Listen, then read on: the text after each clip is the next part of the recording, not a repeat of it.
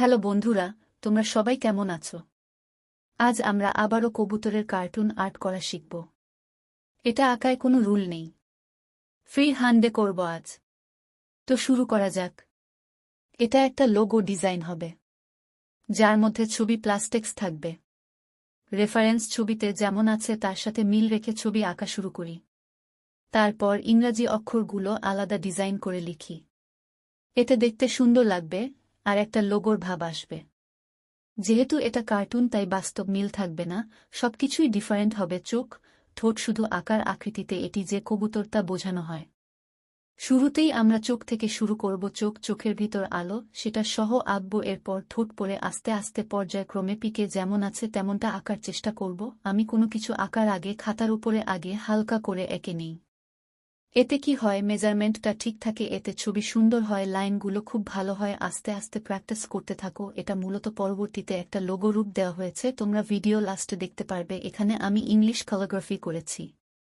তোমরা যদি calligraphy video চাও তাহলে অবশ্যই কমেন্টে জানাবে। এরপর আরও কীরকম ভিডিও চাও, কি নিয়ে ভিডিও করা যায় অবশ্যই কমেন্টে জানাবে।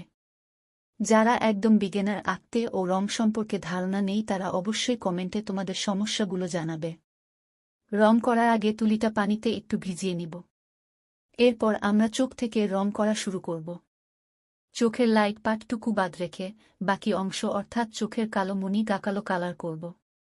এরপর আরও বাকি যে অংশগুলো যেমন পালক, ইংরেজি অক্ষর সহ যেখানে কালো কালার আছে সেই জায়গাগুলো কালো রং করে নিব।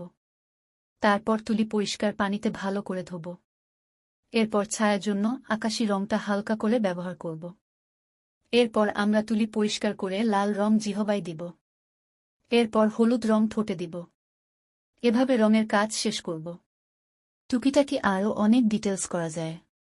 তোমরা যারা নতুন আছো তারা এভাবে দেখে দেখে কাজগুলো করতে পারো। ছোট ছোট অনেক কাজ আছে, এগুলা বাসায় প্র্যাকটিস করতে পারো। আজ এটুকুই, সবাই ভালো থেকো। ভিডিওটা কেমন লাগছে অবশ্যই কমেন্টে জানাবে। আর সাবস্ক্রাইব করতে মোটেও ভুলবে না, তাহলে নতুন যে ভিডিও আমি আপলোড করব তা তোমাদের কাছে চলে যাবে। আজ এটুকুই, সবাই ভালো থাকবে। আল্লাহ হাফেজ।